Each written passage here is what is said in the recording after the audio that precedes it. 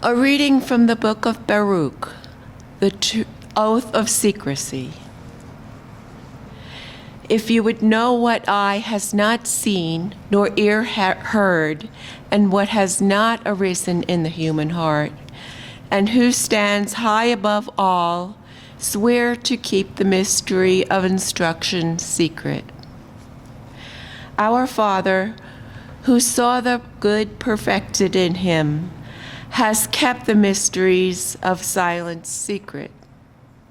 He has sworn and will not waver.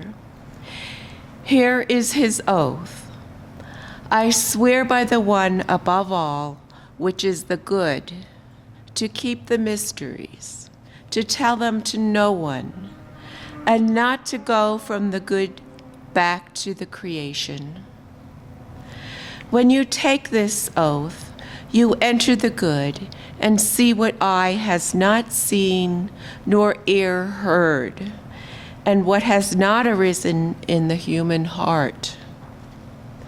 You drink from the living water, the washing, the spring of living bubbling up. And there was a separation of waters from waters, and the waters below the firmament belong to evil creation. And them are washed those who are earthly and psychic. The waters above the firmament belong to the good and are alive. The spiritual and the living are washed in them, as Elohim was after the washing. He did not waver.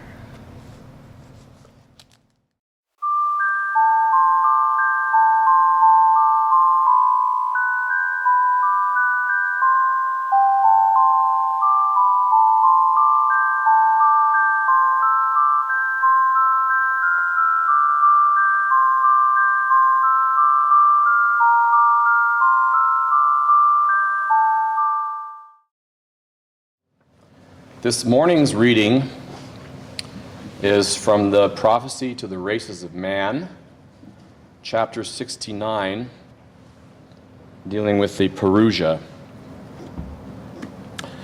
In olden times, the prophets did prophesy that God would, at the end of the age, visit the earth again and reveal himself as he had done in the first age of the earth. Man had fallen away from God's grace and was divided into many races of the earth, for the greater light had been withdrawn, and man knew only the lesser light of the sun and the stars. And man lived on a darkened planet, remote from God's word, fearful and unenlightened, and man forgot how to speak with God, for his word was unintelligible. And the races of man set themselves apart from one another, and there was war, strife, and conflict, famine, plagues, anarchy, earthquakes, hailstorms, floods, death, and uncertainties. And man lived with hate in his heart, and man's soul was empty. And so it was that man created many gods, imparting supernatural powers to them. And they lived in fear of the elements. The earth heaved and belched fire. Rain fell from the sky in great abundance. The wind blew and the seas were unruly. And man worshiped the natural forces of the earth, spirits and powers which he did not understand, for man lost control over the elements, and he sought to control them through ritual and ceremony. And men made sacrifices of blood to the gods to appease them, and they offered fire and water and smoke. For in their hearts men believed that if the gods or the spirits were displeased, they punished man. And men built temples to the gods whom they named, or to those they gave no names, sacrificing men, women, children, and animals upon the altars. And they made war upon one another. But goodly men implored the true God to assist them. And it came to pass that God did inspire holy men to come into the world and teach men to live in peace, and to do away with the false gods and sacrifices. And they would have men offer up incense and flowers, wheat, water, and wine. And they encouraged men to give up the ways of war and to build temples of peace that would give sanctuary to all men. And these temples were schools of learning where goodly men were instructed in the arts and the sciences of righteous living.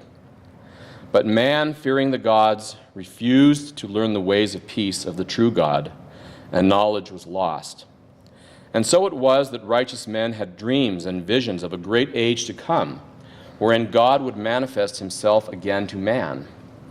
And it was said by the prophets and holy men that with God's visitation he would appear to all the races of man in the Son of Righteousness, and flood the world with the light of his goodness, and that he would send a peacemaker, a holy man, to teach of God's love before this coming.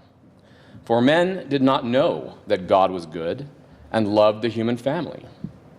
And the holy man did come to the earth, but his teachings were rejected, and they killed him. And after his death came false teachers who had not known him at all. And they preached in his name, putting false words into his mouth, saying they were inspired of him from heaven. And they led the church astray, and the light thereof was darkened. Now the holy man had prophesied that he would come again in glory, as the lightning comes out of the east, and shineth even unto the west. And men of Christ sang hymns, saying, Awake, thou sleeper, rise up from among the dead, and he who is Christ the Lord shall enlighten thee, the Son of the resurrection, begotten before the dayspring, giving light by the rays of light. Because he is my Son, and his rays have lifted me up, and his light hath dispelled all darkness from me. And holy men trusted that God would end the spiritual darkness covering the earth, and sang songs of praise, saying, And in God's appointed time, his exalted majesty will illuminate all the extremities of the world for peace and blessing, for honor and joy, and length of days for all the sons of light. Prophets and holy men had spoken of the teacher of righteousness to come first, to be followed by God's Son of righteousness. And holy men prayed that God would manifest himself directly to man, making a glorious return in light, becoming visible and revealing his true image and his true word, as he had done in the first age of the earth.